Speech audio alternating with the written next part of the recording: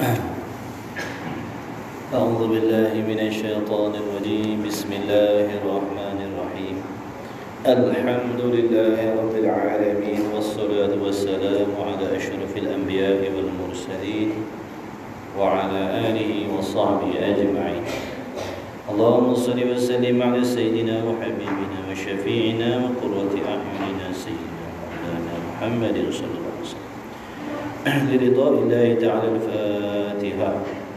أعوذ بالله من الشيطان الرجيم. بسم الله الرحمن الرحيم. الحمد لله رب العالمين الرحمن الرحيم مالك يوم الدين. إياك نعبد وإياك نستعين. اهدنا الصراط المستقيم صراط الذين أنعمت عليهم غير المغضوب عليهم ولا الضالين. أعوذ بالله من الشيطان الرجيم. بسم الله الرحمن الرحيم. الحمد لله رب العالمين، والصلاة والسلام على أشرف الأنبياء والمرسلين وعلى آله وصحبه أجمعين. سبحانك لا علم لنا إلا ما علمتنا، إنك أنت العليم الحكيم. اللهم افتح علينا حكمتك وانشر علينا من خزائن رحمتك يا أرحم الراحمين. ربنا زدنا علما وفهما يا كاشف المشكلات. اكشف الحجب عن وجوه هذه المعاني حتى نطلع على خفيات هذه المسائل، واحفظنا من الخطأ والضلال، فأنت موفق كل أمر وأنت علام الغيوب برحمتك يا أرحم الراحمين. وهب لنا يا وهاب علما وحكمة والرزق يا رزاق كلنا مسهلا، وبالخير يا فتاح فافتح لنا، وبالهدى بالعلم كلنا يا عليم مفضلا. اللهم علمنا ما جهلنا وذكرنا ما نسينا. اللهم اجعل أعمالنا خالصة لوجهك الكريم. وصلى الله على سيدنا محمد وعلى آله وصحبه وبارك وسلم. الحمد لله رب العالمين. Astagfirullahaladzim. Amma ba'du. Assalamualaikum warahmatullahi wabarakatuh. Hadirin hadirat rahimakumullah. Alhamdulillah, segala puji bagi Allah Subhanahu wa taala yang memberikan kita peluang dan ruang dapat sama-sama kita bertemu kembali pada malam ini. Diharapkan sekalian jemaah sihat walafiat, sambil kita berniat i'tikaf di dalam masjid ini, sama-sama kita memperbaiki dan memperbetulkan niat kita di dalam menghadiri majlis ilmu.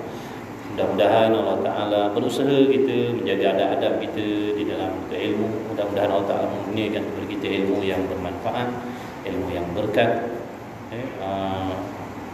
untuk kita amalkan, dan mudah-mudahan memberi manfaat bagi kita dunia dan akhirat. Allahumma amin. Jadi sambungan kita Misbah Munir, muka surah Rumi 46. Rumi 46.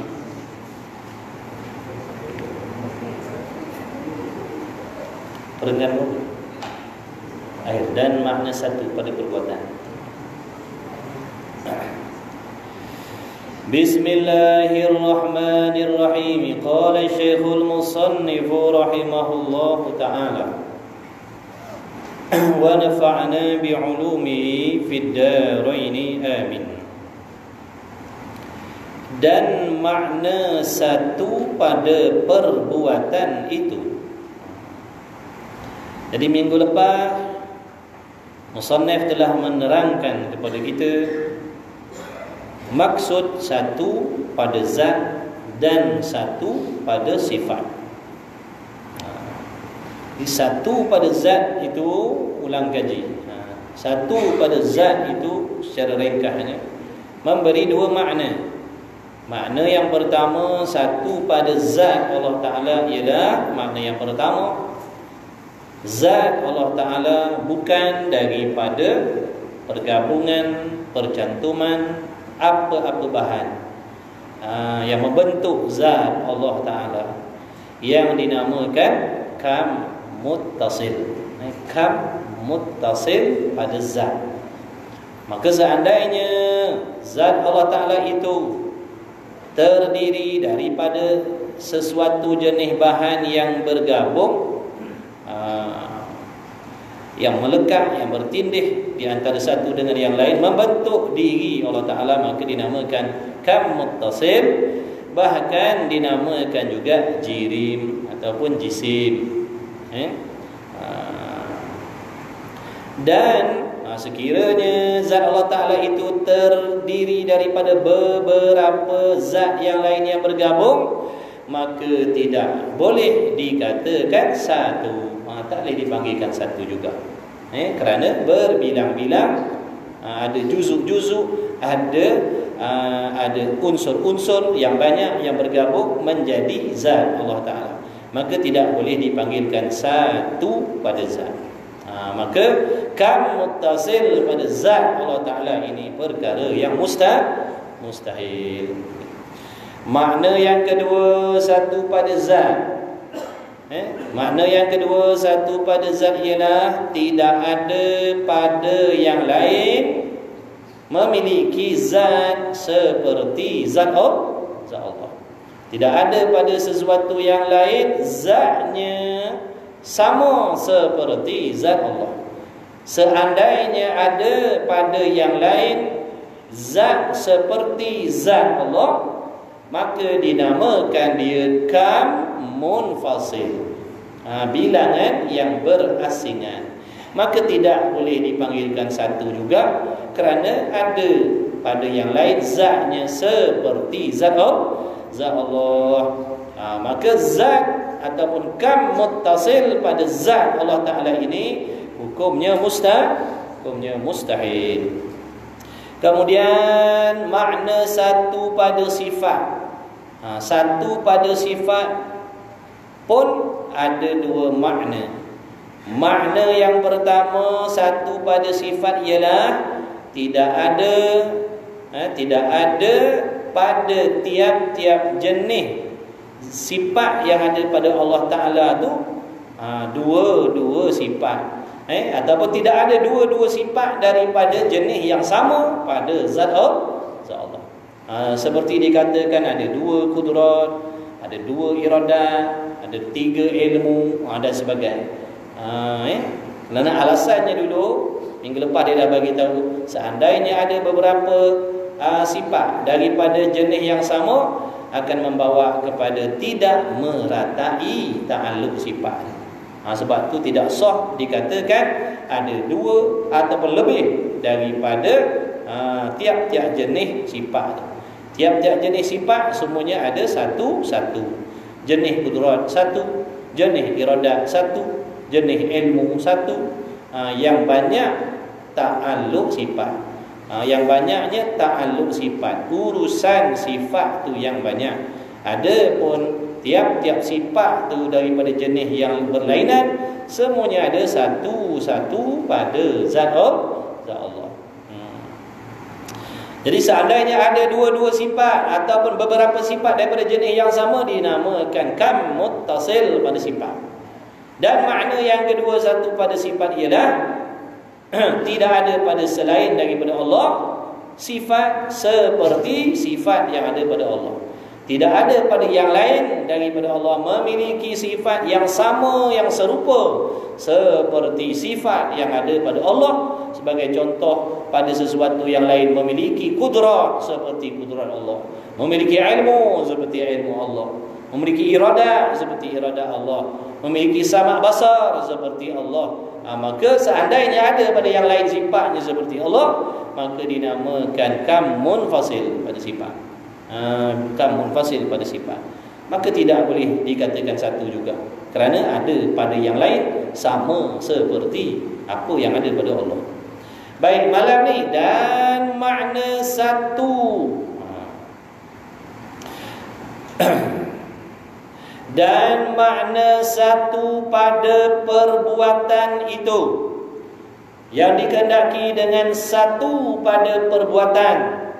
Perbuatan Allah Ta'ala itu satu, apa maknanya? Dan makna satu pada perbuatan Allah Ta'ala itu ialah tidak ada perbuatan yang lain. Maksud yang lain itu selain Allah. Tidak ada perbuatan yang lain bersekutu. Bersekutu ni mana? Bercampur, bersama-sama, bersama-sama, bercampur, berganding dengan perbuatan Allah Ta'ala.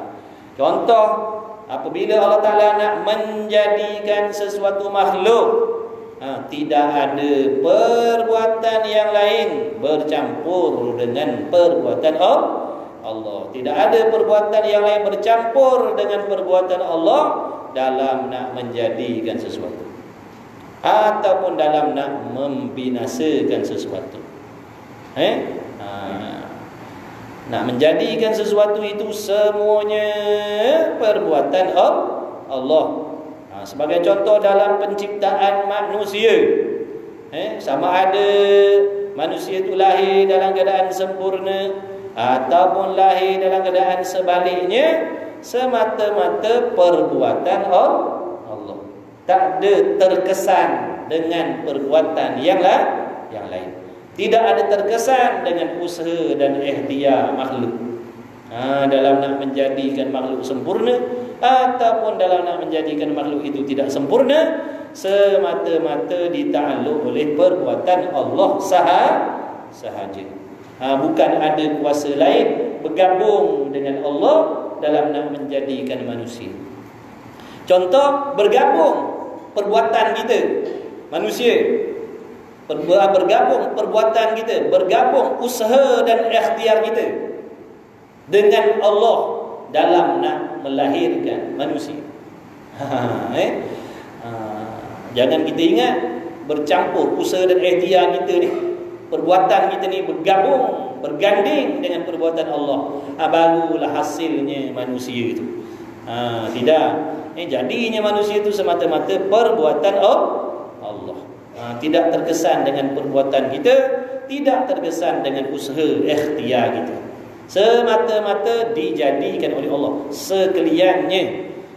Tak ada satu bahagian Allah Ta'ala buat, bahagian yang lain benda lain yang buat. Tak ada. Bahagian kepala, bahagian jasad manusia buat. Roh Allah jadikan, tubuh badan manusia yang jadikan. Baik roh, baik jasad, Allah Ta'ala lah yang menjadikan. Dalam nak mematikan contoh pun perbuatan tak ada bergabung dengan perbuatan makhluk yang lain dalam nak mencabut nyawa seseorang. Orang tu mati semata-mata perbuatan Allah. Yang dinamakan kemalangan dan sebagainya itu sebagai asbab sahaja. Kalau Allah Ta'ala tak jadikan sebab itu pun, Allah Ta'ala maha kuasa mematikan seseorang. Cuma atas jalan asbab. Kalau orang tanya mati apa?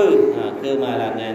Tapi hakikatnya Allah lah yang mematikan, bukan kemalangan itu. Tidak. Allah lah yang mematikan, bukan peluru itu. Allah lah yang mematikan, bukan pisau itu. Dan sebagainya. Dan mana satu pada perbuatan itu ialah tidak ada perbuatan yang lain bersekutu, yakni bersama-sama dengan perbuatan Allah Ta'ala. Jangan kita i'tiqad macam tu. Jangan ada di kalangan kita yang beriktikad, makna memiliki pegangan dan kepercayaan dalam hati dalam nak menjadikan sesuatu itu bergabung perbuatan makhluk dengan Allah dan perbuatan Allah semata-mata. Perbuatan Allah semata-mata. Kalau seandainya seorang itu percaya, memiliki pegangan dan kepercayaan bahawasanya dalam nak menjadikan manusia misalnya bergabung di antara perbuatan Allah dan makhluk, maka dia telah mensyirikkan Allah. Telah mensyirikkan Allah. Maka jika ada perbuatan yang lain, jikalau ada perbuatan yang lain, makna selain daripada Allah, yang bersekutu, yang bercampur, yang berganding dengan perbuatan Allah Ta'ala, maka dinamakan dia kam muttasil pada perbuatan. Dinamakan kam muttasil pada perbuatan, yakni bilangan yang bercantum Bilangan yang bercantum dengan perbuatan Allah. Ada perbuatan lain yang bercantum dengan perbuatan Allah. Dan yaitu kam muttasil pada perbuatan. Yaitu ada pergabungan kuasa lain dengan Allah dalam nak menjadikan sesuatu hukumnya batil, salah, karut. Pahaman dan pegangan yang macam tu, kepercayaan yang macam tu batil, salah. Sebab apa salah? Kerana tiap-tiap daripada dua perbuatan itu tidak dikatakan perbuatan Tuhan dengan sepenuhnya. Tak boleh nak dikatakan Allah yang menjadikan sekalian. Tak boleh nak kata Allah yang menjadikan sekalian, sebab dah bergabung dengan kuasa lah, bergabung dengan kuasa lain. Kita pakat-pakat buat masjid ni sama-sama gotong royong, tiba-tiba saya nak mengaku saya buat seorang. Faham tak tu? Tak boleh lah saya nak kata masjid ni saya buat seorang. Sebab apa? Dah bergabung dengan tuan tadi. Tu maksud. Jadi tak boleh nak dikata Rabbil Alamin. Tak boleh nak kata Tuhan sekalian alam. Sebab apa tak boleh nak panggil Tuhan sekalian alam? Sebab alam ni bukan Tuhan yang menjadikan semua. Bahkan ada kuasa lain yang bergabung dengan Allah. Tu sebabnya batil. Tak boleh kata ada perbuatan lain bersekutu dengan Allah dalam nak menjadikan. Kalau ada, tak boleh dikatakan Tuhan dengan sepenuhnya. Tak boleh nak dikatakan perbuatan Allah sepenuhnya. Maka bila tak boleh nak dikatakan perbuatan Tuhan sepenuhnya, bila tak boleh kita nak katakan Tuhan sekalian alam, dengan sebab berbagi-bagi tadi, bila tak boleh nak dikatakan perbuatan Tuhan itu tidak sepenuh, maka tidak boleh lagi dikatakan Tuhan. Tak boleh panggil Tuhan lah.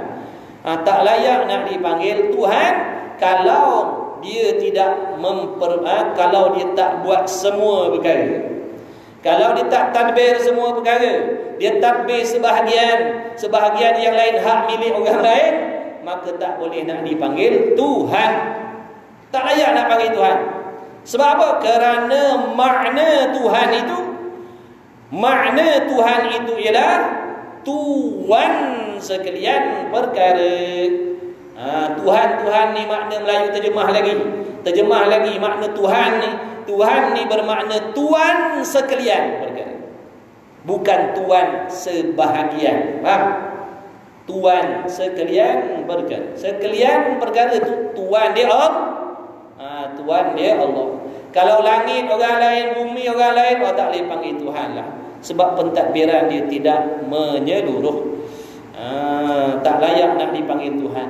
Pentadbirannya tidak sempurna. Bila pentadbiran dia tidak sempurna, tak layak nak dipanggil Tuhan. Tak layak panggil Tuhan. Kerana makna Tuhan itu ialah Tuhan sekalian perkara. Dan apabila ada dua, bila ada dua, yang ni buat bahagian ni, yang ni buat bahagian yang lain, nescaya dikatakan Tuhan setengah perkara. Tak boleh nak kata Tuhan sekalian alam, panggil Tuhan sebahagian alam. Tak boleh nak panggil Tuhan sekalian alam, Tuhan sebahagian alam. Sebab apa Tuhan sebahagian? Sebab bahagian yang lain bukan dia buat, bahagian yang lain orang lain buat.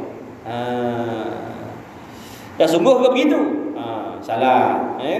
Dalil Quran sudah mengatakan Alhamdulillahi Rabbil Alamin. Segala puji bagi Allah. Siapa dia Allah? Rabbil Alamin, Tuhan sekalian alam. Itu dalil Quran yang pula. Habis. Dan itu makna yang pertama. Makna yang pertama, satu pada perbuatan ialah tidak ada perbuatan yang lain bersekutu dengan perbuatan Allah. Samalah macam nak memberi rezeki. Sebab itulah tauhid ni disuruh belajar supaya kenal Tuhan. Orang yang kenal Tuhan ni, dia tak akan merasakan usaha ikhtiar dia. Dia tak akan memandang usaha ikhtiar dia yang memberi rezeki. Sebab dia faham usaha ikhtiar tu makhluk. Usaha ikhtiar tu masuk selain Allah. Usaha ikhtiar kita ni, perbuatan kita ni masuk dalam erti kata selain Allah. Selain Allah. Perbuatan kita tu sendiri makhluk. Diri kita makhluk. Perbuatan kita tu juga makhluk. Bila kata makhluk, selain Allah. Jadi orang yang kenal Tuhan, dia tak akan jadi takabur. Dia tak akan jadi takabur. Kalau dia ada ilmu banyak, kalau dia ada harta banyak, kalau rezekinya luas, dia tak jadi takabur. Sebab apa? Dia tahu hasilnya ilmu yang banyak, hasilnya harta yang banyak semata-mata perbuatan Allah. Dia tak merasakan usaha ikhtiar itu yang memberi kesan. Kalau usaha ikhtiar memberi kesan, kalau usaha ikhtiar itu memberi kesan, memberi berkah, maknanya dah ada selain Allah. Dah ada selain Allah yang boleh memberi berkah seperti Allah. Masuk dalam erti kata yang kedua ni. Ada perbuatan lain yang sama macam perbuatan Allah, pada pihak boleh memberi berkah. Boleh memberi berkah. Dan makna satu pada perbuatan pula. Makna yang kedua, tidak ada perbuatan daripada yang lain yang berasingan. Mana tak ada perbuatan yang lain yang berasing. Tadi bersama. Kamu tasir tadi bersama, bergabung. Makna Allah buat sama-sama. Allah jadikan alam ni, Allah sama-sama dengan benda lain, sama-sama jadikan alam. Itu makna kamu tasir. Yang ni dah ada perbuatan lain macam Allah juga. Allah boleh memberi rezeki, dia pun boleh memberi rezeki juga. Allah boleh menghidupkan, dia pun ada kuasa menghidupkan juga. Allah Maha Kuasa memberi rezeki, dia pun ada kuasa beri rezeki juga. Itu makna perbuatan yang lain macam perbuatan Allah. Seperti mana? Maka dan makna satu pada perbuatan pula dengan makna tidak ada perbuatan daripada yang lain. Yang lain tu ikutlah yang lain. Manusia ke, binatang ke, setan iblis ke, jin ke, ikutlah masuk dalam selain. Tidak ada perbuatan yang lain yang berasingan seperti perbuatan Allah Ta'ala. Tak ada satu benda lain perbuatan dia sama macam Allah Ta'ala juga. Maka jika ada perbuatan yang berasingan, kalau adalah perbuatan yang lain sama macam perbuatan Allah, seperti contoh boleh menghidupkan macam Allah, mematikan macam Allah, memberi rezeki macam Allah, maka dinamakan dia kam muttasil. Bilang-bilangan yang berasingan. Mana berbilang, tapi berbilang tadi dalam bentuk berasingan. Tadi berbilang dalam bentuk bergabung. Berbilang dalam bentuk bergabung namanya kam muttasil. Berbilang dalam bentuk bercerai, berasing, namanya kam munfasil.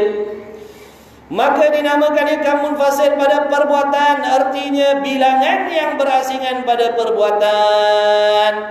Dan yaitu ada perbuatan yang lain yang berasingan, yang boleh memberi berkah, mudarat ataupun manfaat macam Allah, dinamakan hukumnya mustahil. Hukumnya mustahil kerana apa? Kerana kedua-duanya itu tidak meratai pemerintahannya.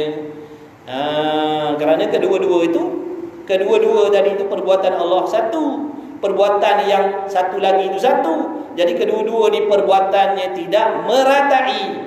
Contoh A dan B. A buat langit, B buat bumi. Yang B tak boleh buat langit dah, yang A tak boleh buat bumi dah. Itu maksud tak meratai perbuatan dia. Ada benda dia boleh buat, ada benda tak boleh. Kalau begitu tetaplah Tuhan itu satu, tidak berbilang-bilang, pada zat, tidak berbilang-bilang pada sifat, dan tidak berbilang-bilang pada perbuatan.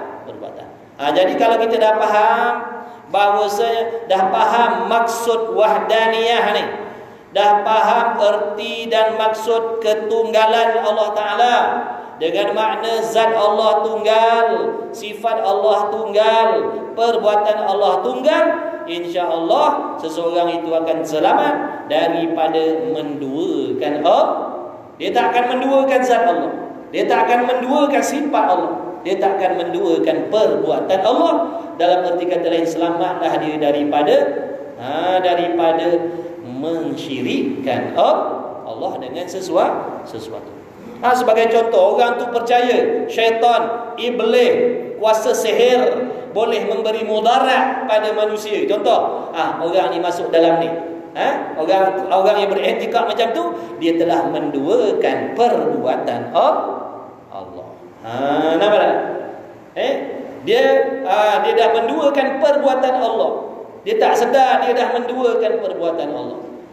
Apabila seseorang itu mempercayai, sebagai contoh, mempercayai hantu syaitan boleh memberi mudarat. Yang kita dah tahu yang boleh memberi mudarat ni hanya Allah. Tiba-tiba dia percaya syaitan pun, iblis pun, perbuatan makhluk pun boleh memberi mudarat juga. Allah boleh bagi mudarat, manusia pun boleh bagi mudarat juga. Makhluk, bila sebut makhluk ni ikutlah manusia ke, yang berakal ke, yang tak berakal ke. Contoh macam racun contohnya. Racun ni makhluk tak berakal. Dia iktikad racun tu ada kuasa memberi mudarat. Dia percaya perbuatan hantu syaitan boleh memberi mudarat, perbuatan manusia boleh mendatangkan mudarat. Maka orang ni telah menduakan perbuatan Allah. Dia dah menduakan perbuatan Allah. Syirik, kufur, rosak akidah, murtad, wal'iyadzubillah min dzalik. Ataupun dia percaya ada kuasa lain, ada kuasa lain macam Allah Ta'ala juga. Dia beriktikad ada seseorang ni, ada satu makhluk ni, dia memiliki ilmu macam ilmu Allah juga. Maka dia dah mensyirikkan sifat Allah. Mensyirikkan sifat Allah. Ataupun dia mempercayai bahawasanya zat Allah Ta'ala, diri Allah Ta'ala ini adalah terjadi daripada sesuatu bahan. Ataupun dia beriktikad diri Allah Ta'ala ini bersangkut paut dengan ruang, bersangkut paut dengan tempat. Maka dia telah mensyirikkan zat Allah dengan jirim dan jisim. Jadi maksud syirik ni luas tu kan. Walaupun kalau kita tanya dia terang-terang, awak percaya tak ada Tuhan yang lain? Saya tak percaya ada Tuhan yang lain. Dia tak mengaku ada Tuhan yang lain. Allah sahaja Tuhan. Tapi dalam masa yang sama, dia tak sedar dia dah mensyirikkan zat Allah dengan zat yang lain. Dalam keadaan dia tak sedar, dia telah mensyirikkan sifat Allah dengan sifat yang lain. Dalam keadaan dia tak sedar, dia dah mensyirikkan perbuatan Allah dengan perbuatan yang lain. Itulah. Sebab itulah bila kita beriktikad, bila seseorang tu beriktikad ada orang memiliki ilmu macam Allah, rosak akidah. Ataupun dia kata Allah tu ada benda yang Allah tak tahu. Ada benda yang luar daripada pengetahuan Allah. Maknanya luar daripada pengetahuan Allah ni namanya jahil. Jahil ni sifat Allah ke sifat makhluk? Sifat makhluk. Tiba-tiba dia kata Allah Ta'ala ada benda yang Allah tak tahu. Ada benda yang Allah tak tahu. Maknanya orang ni dah menyamakan sifat makhluk dengan sifat Allah. Yakni menyamakan sama-sama bersifat jahil. Menyamakan Allah bersifat jahil, makhluk jahil, Tuhan pun jahil juga. Syirik tak situ pula. Tahu benda sekarang, tak tahu benda akan datang, jahil lah. Dia kata Allah Ta'ala tak tahu benda akan datang. Sebab tu apa yang Allah suruh dah tak relevan dah. Sebab tu apa yang Allah suruh dah tak relevan dah. Sebab waktu Allah suruh tu, makna ilmu Allah sakat tu je. Sakat zaman Nabi Muhammad SAW. Lebih daripada tu Allah tak tahu. Macam mana akhir zaman, macam mana bangsanya, macam mana kemajuannya. Jadi apa-apa yang Allah perintah tu dah tak logik dah sekarang. Nampak tak? Dia tak perasan. Dengan bercakap macam tu, dia telah meletakkan sifat jahil pada Allah. Tahu benda dulu, tak tahu benda akan datang, ni ilmu makhluk. Ilmu kita setakat mana je kita tahu. Besok kita tak tahu. Bukan kata besok, sedetik sesaat akan datang, kita tak tahu apa yang akan terjadi dan berlaku. Ataupun tahu benda sekarang, tahu sekarang yang lepas-lepas lupa dah. Tahu sekarang yang lepas-lepas lupa dah. Tu ilmu makhluk. Begitulah juga kalau dia beriktikad, maknanya perbuatan kita yang lalu-lalu yang sudah-sudah semua Tuhan dah tak ingat dah. Maknanya dia dah mensyirikkan sifat Allah dengan sifat makhluk. Jadi ini yang kita nak kena jaga. Kena jaga, jangan sampai mensyirikkan zat Allah. Sebagai contoh dia kata zat Allah bertempat. Orang yang mengatakan zat Allah bertempat ni adalah orang yang menyamakan diri Allah dengan jirim dan jisim. Sebab yang jenis bertempat ni jirim jisim. Yang jenis mengambil lapang daripada ruang, mengambil lapang daripada ruang ni adalah jirim jisim. Tiap-tiap jirim, tiap-tiap jisim mesti mengambil ruang daripada lapang ni. Ni lapang ni, nampak macam lapang ni. Hakikatnya tidak lapang, hakikatnya terisi dengan udara. Nampak macam lapang. Sebab tu namanya lapang yang mauhum. Namanya lapang yang mauhum. Makna mauhum ni kesamaran. Lapang yang mauhum, lapang yang kesamaran. Makna sama-sama lapang, hakikatnya tidaklah. Hakikatnya tidak lapang. Kerana apa? Kerana diisi dengan udara. Udara ni pula jenis jirim ataupun jisim yang lembut, yang seni, yang boleh bermasuk-masukkan di antara satu dengan yang lain. Ibaratnya macam air. Kalau dalam akuarium, air itulah ibaratnya udara. Tapi oleh kerana air ni sejenis jirim yang lembut, dia boleh bermasuk-masukkan di antara satu dengan yang lain. Sebab tu ikan tu boleh bergenang ke sini ke sana. Sebab air tadi boleh bermasuk-masukkan di antara satu dengan yang lain. Ada pun jenis batu ni, ni jenis jirim yang kerah, jirim yang pejal. Ada macam udara, air, cahaya, tu jenis jirim jisim yang seni, yang boleh bermasuk-masukkan di antara satu dengan yang lain. Jadi apabila seseorang tu mengatakan Allah bertempat, Allah duduk di sini, Allah duduk di sana, Allah duduk di dalam sesuatu, Allah duduk di luar sesuatu, menunjukkan Allah mengambil ruang daripada lapang. Bila Allah mengambil ruang daripada lapang, namanya samalah seperti jirim dan jisim. Jadi orang yang beriktikad Tuhan bertempat ni, orang yang telah menduakan zat Allah, menyengutukan zat Allah. Menyengutukan zat Allah pada pihak sama-sama. Zat Allah tu seperti jirim.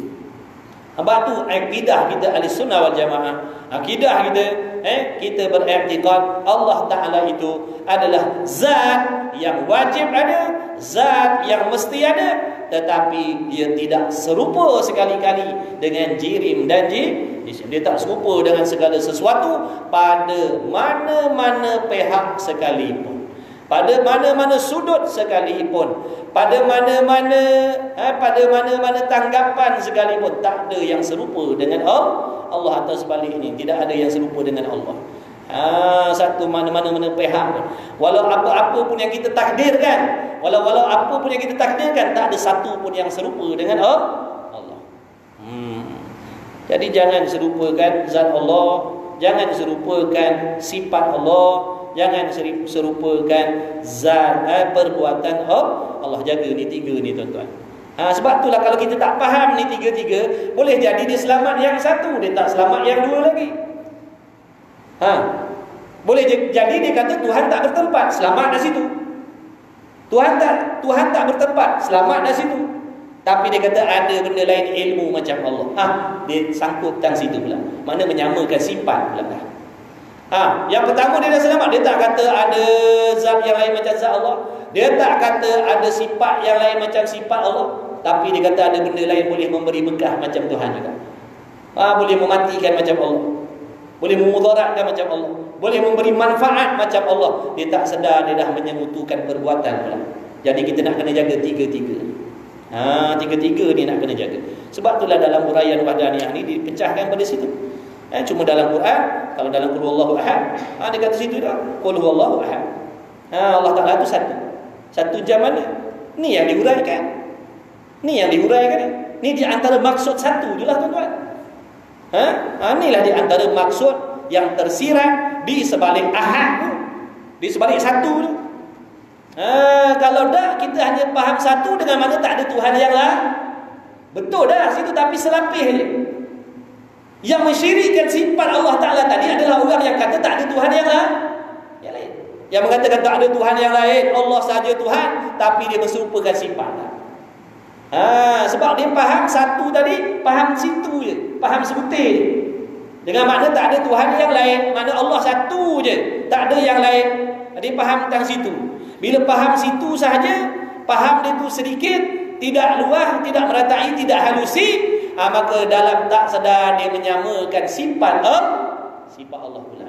Jadi bagi orang yang dah faham, makna dia faham makna satu Allah ni bukan sahaja dengan makna tidak ada Tuhan yang lain, tidak ada yang lain seperti zat Allah, tidak ada sifat yang lain macam sifat Allah, tidak ada perbuatan yang lain macam perbuatan Allah. Dia kata belajar qul huwallah je. Dia kata belajar qul huwallah saja, tak payah belajar sifat 20. Belajar qul huwallah boleh kena sifat-sifat Tuhan. Keluarkan tengok. Keluarkan daripada qul huwallahu ahad. Keluarkan. Keluarkan sifat-sifat Allah kat situ. Mana yang wajib, mana yang mustahil, mana yang harus. Lah keluarkan. Dia kata tak payah belajar sifat 20. Dengan qul huwallah kita boleh kenal Tuhan. Keluarkan. Baca pun tak betul. Allahu samad. Samad mana? Samad sebelah rumah kita. Baca dah tak kena dah. Tajwid pun dah tak kena. Erti tak tahu, maksud lagi lah. Enggak? Jadi ulama' dah tolong keluarkan dah. Ulama' dah tolong cokeh, dah tolong gali, dah tolong keluarkan ilmu-ilmu daripada Quran dan hadis. Dah siap petikkan daripada kebun-kebunnya, dah siap kutipkan mutiara-mutiara dalam lautannya. Duk hidang depan mata gitu. Hidang. Takkan nak suap mulut. Ambil ke sendiri. Jadi ulama' dah siap ambilkan benda-benda tu, keluarkan. Yang kita tak reti, yang kita tak faham, dia dah tolong kutipkan bersusah payah. Alim ulama' dulu-dulu mengenangkan kita. Orang kemudian tiba-tiba bila ulama' dah susah payah, sampai ada yang tak menikah kahwin, bersibuk dengan ilmu, sampai ke kita paling muka 4 lain. Ibaratnya dah siap lidah dah, lah paling 4 lain punya sombong ni kita. Takkan nak suruh ulama' suapkan mulut dalam mulut kita masing-masing. Berapa rumah pula dia nak kena ketuk pintu nak suapkan mulut? Kita lah nak kena pergi cari. Maknanya belajar daripada ilmu tu dalam kitab tu dah ada belaka lah. Nak suruh kita keluarkan hukum hakam daripada Quran dan hadis, memang jawabnya memang bukanlah, kita bukan ahli. Tak cukup alat tuan-tuan. Kita ni orang macam kita ni tak ada cukup alat nak keluarkan hukum hakam daripada Quran dan hadis. Bukan kita lah orangnya, jauh langit bumi dah. Sebab tu kita syukur, alhamdulillah, banyak-banyak kepada Allah. Ada orang-orang yang Allah Ta'ala pilih, yang dinamakan alim ulama, yang bertanggungjawab, yang ikhlas, yang takwa, dapat yang kaya, yang alim dengan pelbagai jenis ilmu, sehingga mereka mampu, mereka diberi kepercayaan mengeluarkan hukum hakam daripada Al-Quran dan hadis. Kita ni ambil kuat dalam mulut pun tak mau. Ambil masuk dalam mulut pun tak mau. Nak suapkan pun tak nak, lari. Ada kat jadi. Bukan kata susah sendiri. Nah, buka mulut. Kalau macam budak, tak mau, lari. Ada jenis orang macam tu. Tok guru nak bagi ilmu, cabut lari dia, tak mau. Punyalah sombong. Jangan rugi kita. Jadi janganlah ikut pahaman mengatakan tak payah belajar sifat 20. Dengan qul huwallah kita boleh kenal Tuhan. Kenapa? Taknya kenal lah. Tak erti kita. Ni mujuk ni di antara ni secebih daripada maksud yang tersirat daripada qul huwallah. Padahal maksudnya tak habis tuan. Tak habis maksud qul huwallah. Ni di antara. Bila lain kali bila sebut qul huwallahu ahad ataupun wa ilahukum ilahu wahid, Tuhan kamu Tuhan yang satu, faham dah kita. Satu dengan makna apa? Tidak ada dua pada zatnya, tidak ada dua pada sifatnya, tidak ada dua pada perbuatannya. Faham? Kemudian katanya musannif, Dan dalil atas satu Tuhan, dalil akli, dalil akal yang menunjukkan di atas mesti satu Tuhan dan tidak berbilang-bilang itu, dalilnya ialah kita fikir, namanya dalil akli. Awal-awal musannif dah bagi kita dalil Quran dah tu, wa ilahukum ilahu wahid, ataupun qul huwallahu ahad. Tu dalil kan. Kau kata Tuhan tu satu, mana dalil?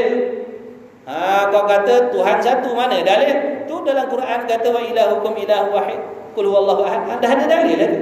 Makna dah ada lah tu. Untuk kita dah ada lah dalil. Keluarlah kita daripada golongan taklid. Makna kita dah keluar daripada golongan taklid. Mana orang yang percaya Allah satu dengan tidak ada apa-apa bukti. Dia mengaku Allah satu tapi dia tak ada bukti. Itu namanya golongan taklid.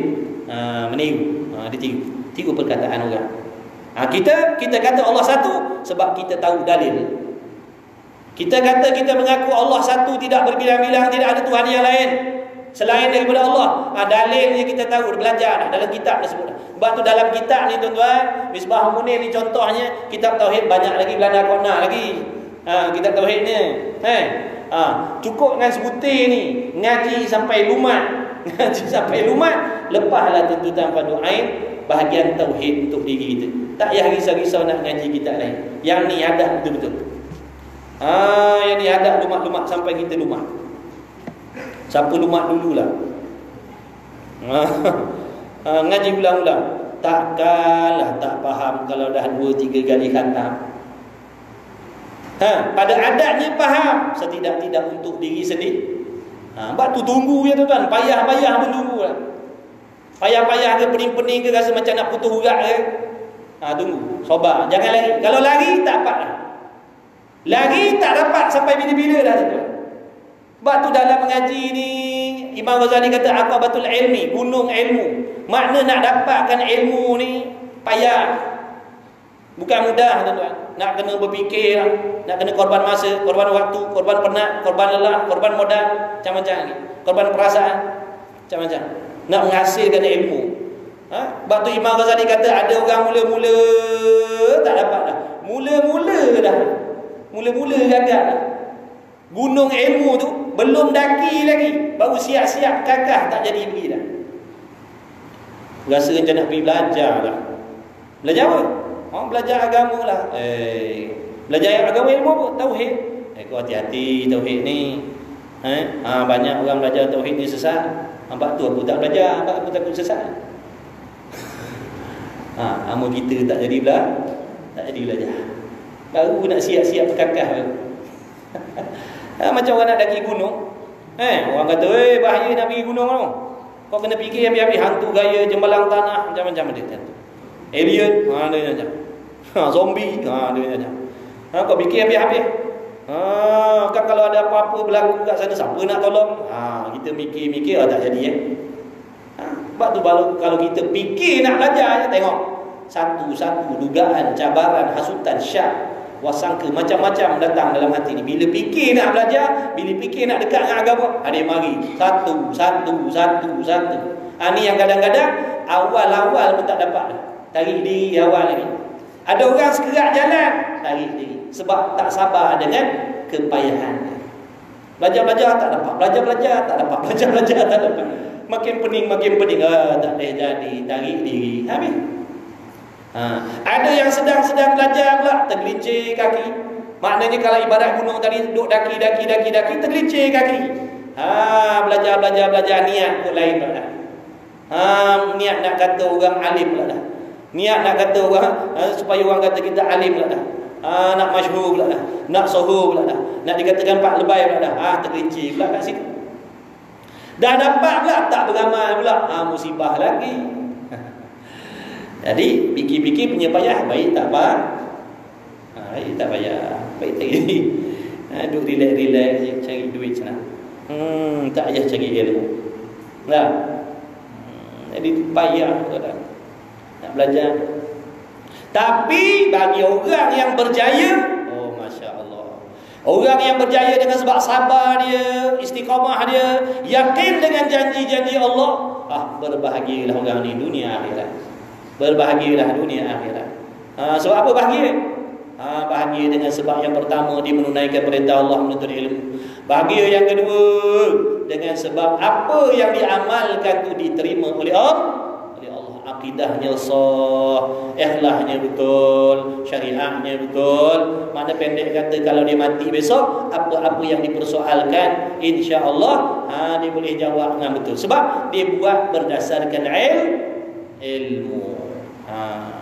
Lepas tu sabarlah, payah-payah pun tunggu. Dulu Tok Guru pesan, kalau waktu ngaji pondok, kalau kau pening, kau bosan, kau menyampah, kau meluat, jangan sekali balik kampung. Jangan balik kampung. Minta izin dengan Tok Guru, minta tidur 2-3 hari, rehat. Sebab cabaran tadi tu. Jadi bosan, jadi menyampah, jadi meluat, jadi nak lari jangan. Sebab tu orang yang budak-budak duduk pondok tu, dalam kelapa sawit tu kan, 2-3 pagi dia boleh keluar seseorang. Ni tak tahan. Jangan ambil. Dan kelapa sawit pukul 2-3 pagi boleh keluar, tak nak mengaji, lari.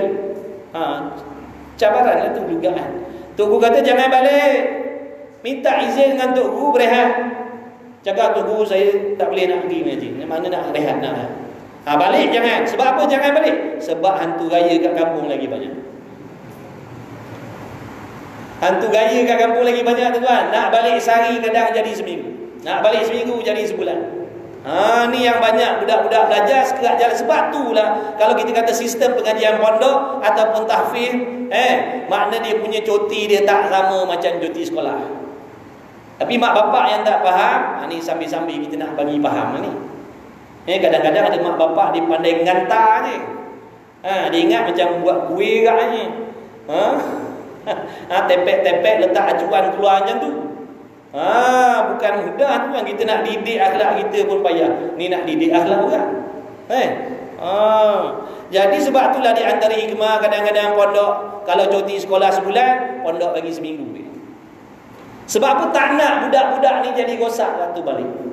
Biasa masuk angin, masuk air tu balik lah. Siapa? Saya lah di antaranya dulu. Bila balik tengok kawan dah kahwin, kawan pakai motor, kawan pakai kereta, kawan dah kerja. Jeng. Pening. Setan bising.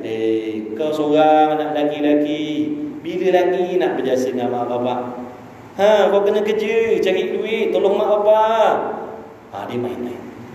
Dan ada orang datang tawar kerja. Nak kerja tak? Ni kau kata nak je dapat garanti ni. Tak masuk elok gaji sekian-sekian 2-3 ribu. Tak masuk elok lagi. Nak dah ni. Tadi setan tadi dia kata, kau lah nak kena balas budi mak bapak cari duit masa ni lah nak tolong. Jadi pening. Tapi mujur taklah gerak pergi jumpa Tok Guru minta pendapat. Tok Guru nak tanya sikit lah. Ni rasa macam nak berhenti ngaji lah. Berapa minit ngaji? Tanya berapa minit kau mengaji? Adalah dalam 5-6 tahun. Baru 6 minit kau nak berhenti mengaji lah. Baru 6 minit 6 tahun dia kata 6 minit.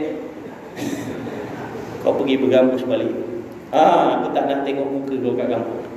Malah je tu kan. Aku tak nak tengok muka kau kat kampung. Orang kampung tak harap ilmu kau lah. Kau tak payah nak perasan. Kau pergi bergambus balik. Aku tak nak tengok muka kau. Macam tu. Sebab apa dia tahu? Kalau duduk lama, ni yang banyak budak-budak mengaji sekat jalan sebab tu. Apa tu cuti pondok, cuti tahfiz kadang-kadang tak sama. Bukan tujuan nak zolim budak-budak, tak, nak jaga sayang. Sebab nak membentuk tu payah, nak rosak mudah.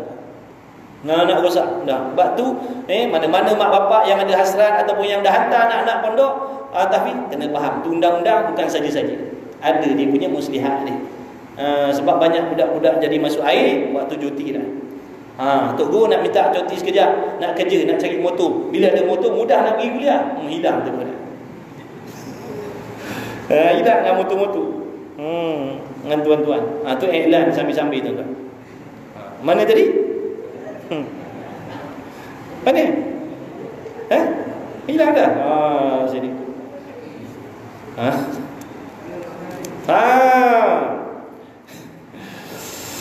Baik, dan dalil satu Tuhan tidak berbilang-bilang itu ialah kita fikir. Fikir macam mana? Jikalau Allah Ta'ala saja lebih nak bagi masa cepat. Penuh orang masa. Macam tengok wrestling. Wrestling lawan dua je. Iklan sampai 1 jam macam tu. Perlawanan dua je. Dan dalil atas satu Tuhan tidak berbilang-bilang itu ialah kita fikir. Jikalau Allah Ta'ala tidak esa atau tidak satu, fikir ini nama dalil akal. Mana sama-sama siapa-siapa yang waras boleh fikir. Siapa-siapa yang waras boleh fikir. Makna kalau dia bukan Islam pun dia boleh fikir benda ni. Sebab yang bukan Islam pun dia berakal, dia waras. Sebab inilah guna dalil akal. Inilah guna dalil akal. Makna siapa-siapa yang waras dia boleh fikir. Cuma dia nak akur dengan tidak ada. Tapi kalau faham dia boleh faham sebab dia waras. Contoh kita kata dengan orang kafir, kita kata dengan orang yang tak beriman, lu percaya tak ini botol tak ada kilang yang buat? Dia kata gila. Dia kata gila. Ni botol, waktu cakap malu, ni botol tak ada tukang buat, tak ada orang buat, dia jadi dengan sendiri. Dia kata gila. Makna akal dia tak boleh terima. Akal dia tak boleh terima. Dia waras. Sebab tu dah hukum akal ni makna boleh diguna bagai untuk orang Islam, untuk orang yang bukan Islam. Cuma yang dah faham tadi dia nak percaya dengan tidak. Contoh kita kata ni alam ni kalau dah macam botol ni tadi, awak tak percaya nak dikatakan botol ni jadi dengan sendiri, boleh muncul dengan sendiri dengan tidak ada yang buat. Jadi botol bersifat ada, bumi ni pun bersifat ada, langit ni pun bersifat ada. Awak percaya tak dia boleh jadi dengan sendiri, takkan ada yang buat? Tak ada yang buat. Mana dia akan kata, sama tadi. Dia faham, mana faham. Tapi kadang-kadang oleh kerana sombong, tak nak ngaku juga. Walhal dia dah tahu tak? Tak nak ngaku. Sombong. Ni kita fikir, jika Tuhan tidak satu, apa jadi? Kalau Tuhan tak satu, jawabnya? Jawabnya berbilang-bilang, kata Tuhan. Jawabnya berbilang-bilang. Kalau dah tak satu, berbilang ya. Tak boleh laju-laju ni. Ni tang sini tak boleh laju. Dalil ni, dalil wahdaniyah ni panjang tuan-tuan. Sampai besok apa tu? Dalil wahdaniyah. Panjang. Dalil akli dia panjang. Ni tak boleh laju-laju. Baca sikit-sikit. Jadi malam ni kuliah cepat sikit ni. Nescaya adalah jadi kalau Tuhan, kalau Allah Ta'ala tidak satu, jawabnya nescaya Tuhan itu berbilang-bilang. Faham dah sampai situ? Mana kalau Tuhan tu tak satu, kalau Tuhan tidak satu, jawabnya dah tentulah banyak. Berbilang-bilang. Sekurang-kurang bilangan itu 2. Dia ambil berbilang yang paling kurang sekali.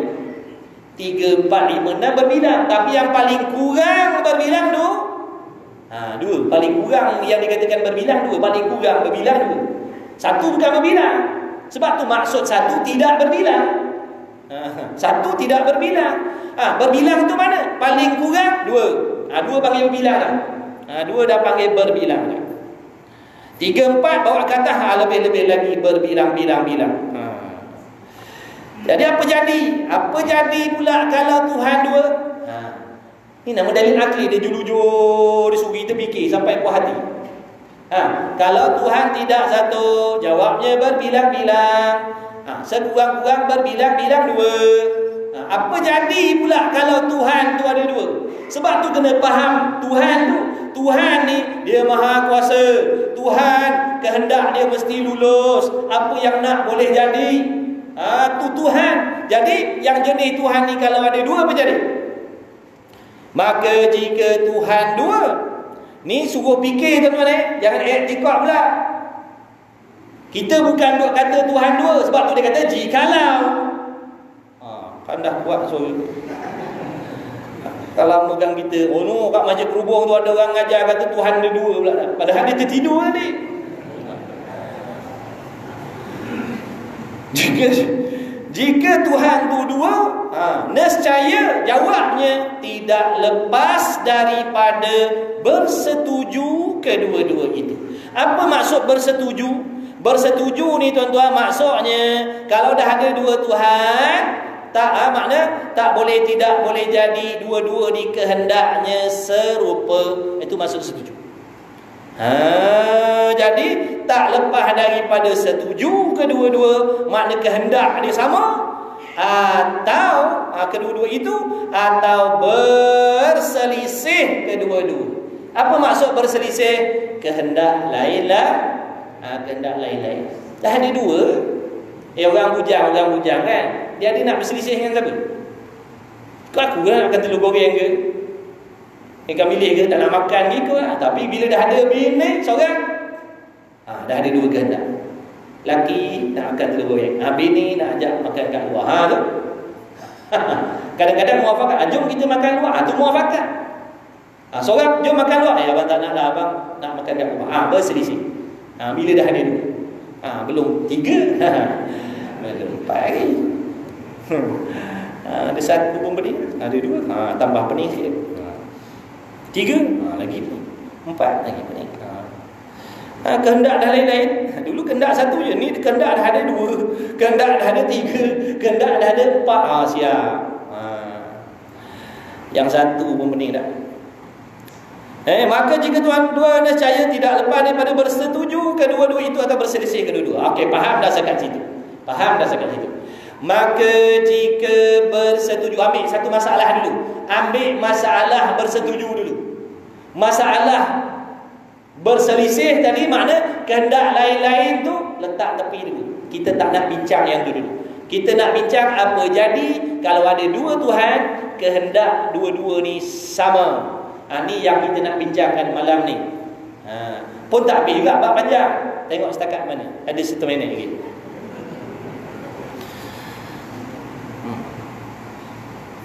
Tidak berbilang-bilang. Nescaya Tuhan itu berbilang. Sekurang-kurang berbilang tu. Maka jika bersetuju kedua-dua, maka jika bersetuju kedua-dua itu, maksud bersetuju sama kehendak. Maka jika sama kehendak kedua-dua Tuhan itu pada menjadikan sesuatu makhluk. Jadi dua-dua ni, yang A dengan B ni tadi kehendak dia sama.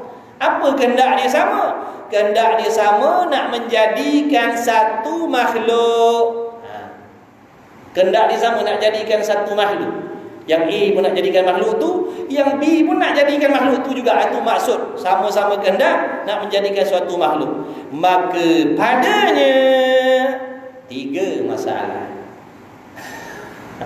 Pada masalah ni, masalah sama kehendak nak menjadikan satu makhluk ni pecah kepada 3 masalah. Jadi tak betul-betul pecah pada kita. Pecah pada kita. Abang tu tak boleh laju-laju. Jadi ada 3 masalah. Kalau dua-dua Tuhan tadi ada kehendak, sama-sama kehendak nak menjadikan makhluk yang sama, ada 3 masalah kat situ. Yang pertama, makna yang pertama daripada 3 masalah. Yang pertama daripada 3 masalah. Macam mana bunyi masalah dia? Dia ada 3, kita ambil satu je. Bersetuju makna sama kehendak pada menjadikan suatu makhluk dalam satu masa. Faham tak saya ni? Dua-dua ni, ada 2 ni, yang A dengan B tadi kehendak nak jadikan makhluk. Satu makhluk, makhluk yang sama, makhluk yang serupa, nak buat dalam satu masa. Nampak? Dapat. Hello. Ada 2 Tuhan. Dua-dua tadi kehendak dia sama. Apa kehendak dia sama? Nak buat bumi. Contohlah nak buat bumi. Yang tu pun nak buat bumi, yang 2 pun nak buat bumi. Kemudian sama-sama nak buat dalam masa yang sama. Bukan lain-lain masa, nak buat masa sama. Maka kedua-dua Tuhan itu lemah kedua-dua. Membawa kepada lemah kedua-dua Tuhan tadi. Lemah pada mana? Lemah pada membuat dan pada menjadikan makhluk yang bernama jauhar fardi. Dalam masalah nak menjadikan makhluk yang nama jauhar fardi ni membawa kepada lemah kedua-dua Tuhan tadi. Apa maksud lemah kedua-dua? Kehendak dia tak lulus. Tuhan tadi dah beritahu dah, bila sebut Tuhan, kehendak dia mesti lulus. Kalau ada kehendak nak menjadikan, tiba-tiba tak boleh nak buat, ni yang dikatakan lemah lah. Ada kehendak tapi tak lulus, lemah lah tu. Kalau manusia lemah tu dah memang betul lah. Ni Tuhan ada kehendak tapi tak jadi, lemah dah. Lemah dah, kekurangan lah tu. Mana layak jadi Tuhan kalau macam tu? Ni pada nak menjadikan makhluk yang nama jauhar fardi ni membawa kepada lemah kedua-dua. Arti jauhar fardi, benda yang sangat halus, yang tak terima bahagi. Mana sesuatu makhluk yang sangat halus, yang tak boleh nak dibahagi-bahagi lagi dah. Tak boleh bagi dah, habis bagi dah. Namanya jauhar fardi. Kalau kata kuman tu kecil dah, belah-belah lagi kuman tu. Apa tak tahu hati kuman. Hati kuman. Kuman ada hati ke? Tak tahu Hati kuman kecil daripada kuman. Belah lagi, belah lagi. Halus dah, tak boleh terima bagi dah. Namanya jauhar fardi namanya. Makhluk Allah lah tu. Jadi dalam nak menjadikan jauhar fardi tadi, nombor 1 nak buat jauhar fardi, nombor 2 nak buat jauhar fardi, nak buat pula dalam masa yang serentak, masa yang sama. Boleh tak? Ciklah fikir dulu. Fikirlah sekejap. Boleh tak agak-agak? Benda satu, halus, tak boleh bagi, tak boleh kongsi, tapi nak buat serentak, boleh? Nak sudah habis, jawablah tak boleh. Baik, contoh, tuan-tuan ada 2 batang pen. 2 batang pen. Saya nak suruh tuan-tuan buat 1 titik je dalam masa yang sama. Boleh tak?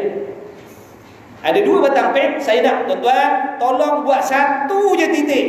Saya bilang 1, 2, 3, buat 1 titik dengan 2 batang pen tadi. Boleh tak? Tak boleh lah, tak luluh lah kehendak. Contoh lain, satu liang lahat ngam-ngam ni nak sumbat 2 mayat, boleh sekali? Dua-dua tak tersumbat kat situ. Maka bila tak luluh, yang nombor 1 nak buat tak dapat, yang nombor 2 pun nak buat tak dapat, makhluk yang nama jauhar fardi tadi, maka di sinilah yang dikatakan lemah Tuhan tadi. Sebab apa lemah? Kehendak dia nak menjadikan tadi tak lulus. Dan akal boleh terima ke? Akal boleh terima ke nak kata yang nama Tuhan ni lemah? Boleh? Akal tak boleh terima. Yang akal kita faham bila sebut Tuhan mesti kuasa. Yang kita faham, akal kita faham bila sebut Tuhan kehendak mesti lulus. Itu Tuhan. Kalau jenis kehendak tapi tak lulus, bukan Tuhan. Ataupun Tuhan tapi tak kuasa, itu bukan Tuhan, bukan Tuhan. Maka dalam masalah nak menjadikan jauhar fardi ini lemah kedua-dua. Bila dah lemah, katanya musannaf, benda yang halus, yang sangat halus, yang tak terima bahagi. Apabila lemah pada yang halus, apabila kedua-dua Tuhan tadi, ataupun apabila Tuhan tadi lemah dalam nak menjadikan makhluk yang halus, maka pada yang besar, makna pada makhluk yang lebih besar, lebih lemah lagi. Kalau dah pada yang halus pun lemah, yang lebih besar lebihlah lemah dia. Sebab apa pula? Kerana tiap-tiap yang besar itu daripada yang halus dahulu. Agak-agak kalau tak ada makhluk yang nama debu, nama pasir, boleh jadi masjid dia? Tak boleh. Sebab semuanya itu berasal daripada yang kecil ke? Yang kecil-kecil. Kalau yang dah kecil tadi lemah, apatah lagi yang besar. Sebab tiap-tiap yang besar itu semua terdiri daripada yang kecil ke? Kecil-kecil dahulu. Habis dah. Itu dah nama ni dalil akal. Akal punya tu.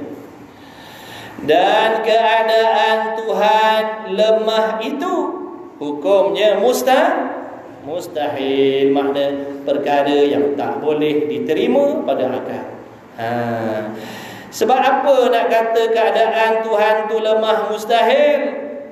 Sebab apa tak boleh kata Tuhan tu lemah? Sebab apa tak boleh kata Tuhan tu lemah? Dan kalau kata Tuhan lemah tu mustahil, kerana makhluk itu sudah ada. Sebab makhluk dah ada. Mana makhluk? Kita ni lah makhluk. Jauhar Fardi tadi pun makhluk, langit pun makhluk, bumi pun makhluk, kita pun makhluk lah. Sebab makhluk ni dah ada. Bila makhluk ni ada, makhluk ni lah yang menunjukkan Tuhan itu bersifat kuasa.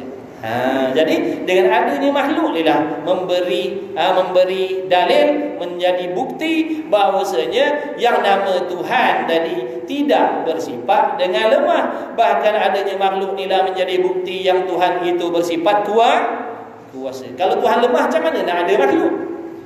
Sebab yang menjadikan makhluk ni ta'alluq qudrah, sifat berkuasa. Kalau dah tak ada sifat berkuasa, sifat lemah, macam mana nak jadikan makhluk? Walau sebesar zarah pun, walau makhluk yang nama Jauhar Fardi tadi pun takkan dijadikan kalau Tuhan itu bersifat lemah. Kalau begitu, makna setelah ditilik dengan dalil akli tadi, kalau begitu adanya alam ini menjadi bukti bahawasanya Tuhan itu bersifat kuasa, tidak lemah. Kalau begitu tetaplah Tuhan itu satu, dan tidak berbilang-bilang. Kalau begitu Tuhan itu satu lah. Sebab apa? Kalau Tuhan berbilang-bilang membawa kepada kalau Tuhan itu berbilang-bilang, macam tadi masalah tadi tu, itu masalah Tuhan berbilang-bilang itu membawa kepada lemah. Kalau membawa kepada lemah, tak ada alam. Ni alam ada, menunjukkan Tuhan kuasa. Kalau apabila kata Tuhan kuasa, menunjukkan dia satu, tidak berbilang-bilang. Jadi secara ringkasnya, dalil ijmalinya tuan-tuan, kalau orang tanya mana dalil Tuhan tu satu, mana dalil, mana bukti Tuhan tu satu? Bukti Tuhan tu satu adalah adanya alam ini.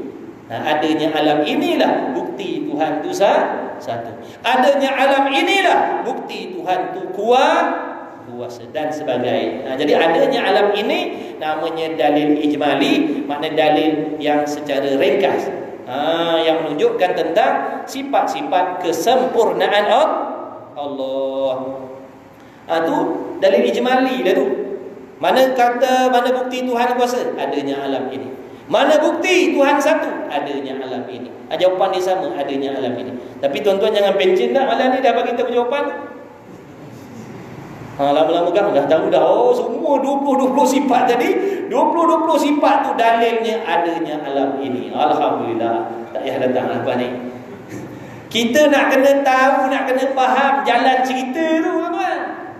Jalan cerita yang mengatakan alam inilah bukti Tuhan satu, alam inilah bukti Tuhan kuasa, alam inilah bukti Tuhan tak serupa dengan sesuatu. Makna jalan cerita itu kita kena faham. Bila kita dah faham, walaupun tak boleh nak huraikan, tak boleh nak ceritakan balik, lepas dah fardu ain untuk diri. Untuk diri kita faham, lepas dah. Walaupun kalau balik nanti contohnya atau bila-bila orang tanya, mana bukti adanya Tuhan? Bukti adanya Tuhan, adanya alam ni. Mana bukti Tuhan tu kuasa? Adanya alam ini. Cuba kau cerita sikit. Cuba kau ceritakan sikit yang mengatakan ada alam ni bukti Tuhan satu. Nak cerita tu tak boleh. Tak mampu nak cerita, tak faham nak cerita. Tapi untuk kita reti lah. Kita selalu duduk dengar tu, faham dah jalan cerita. Cuma nak ulang balik tak reti. Lepas dah fardu ain. Lepas dah fardu ain. Kemudian sambung lagi. Sambung lagi. Itulah bukti kalau begitu tetaplah Tuhan itu satu, tidak berbilang-bilang. Masalah yang kedua daripada tiga masalah. Masalah yang kedua daripada tiga, dia ada tulis itu minggu depan. Minggu depan insya-Allah. insya-Allah. Fikir yang tadi itu sudah. Nanti minggu depan kita sambung insya-Allah. Mudah-mudahan dengan berkat majlis ilmu, dengan berkat keikhlasan, pengorbanan tuan-tuan perempuan yang hadir, dengan keberkatan para malaikat yang berhimpun dalam majlis ilmu, mudah-mudahan sama-sama kita berdoa kepada Allah, dipermudahkan segala urusan kita yang masa dunia akhirat, diberi kesihatan yang sempurna, dipanjangkan umur kita, dikurniakan kepada kita ilmu yang bermanfaat, diberi taufik kepada kita beramal dengan ilmu. Allahumma amin. Dan insya-Allah mudah-mudahan kita jumpa lagi minggu depan. Bismillahirrahmanirrahim. Alhamdulillahirabbil alamin wassalatu wassalamu ala Rasulillah. Allahumma rabbana fa'na bima 'allamtana rabbana 'allimna alladhi ma yanfa'una rabbana faqih ahlana wa qurabati lana fi dinina ma ahli kulli unsa wa dhakar wa sallallahu ala sayyidina Muhammad wa ala alihi wa sahbihi wa baraka wa sallam. Alhamdulillahirabbil alamin. Taqabbalallahu minni wa minkum.